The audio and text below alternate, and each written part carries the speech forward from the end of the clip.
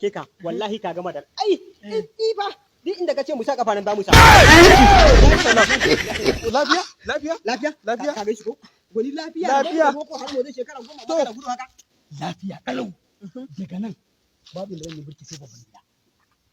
babban gida nan tarmo local gamman ba zai kai ka babban gida baka da labarin banyamu ko in ce ubanmu ma Muhammad Lamido Musa wanda aka fi da dan Dubai la ilaha illallah ya kuma zama da ramtam yawa to ya koma musu zama na biyu chairman ya zama kenan two time daga ce ya zauna kuma ƙara zarcewa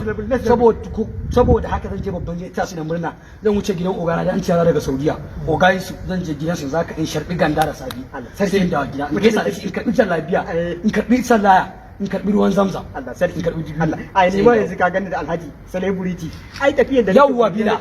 dan Allah abun da zan ga maka shine mu nan al'ummar babban gida kasan yan babban gida ne barke ita kan da maturu ku ta mu da mura ni na wuce zan je gun dan Dubai zan je tasu dan Allah idan ka je wajen sa ka miƙa mur gaisuwa ta sannan ka ce magana shiru wallahi kamarar nan ka taimaka dan Allah karka da mu Allah ya shi na magana da ogasu ya ce za a gama ya ce an gama kamarar nan ai yalla wannan da kake gani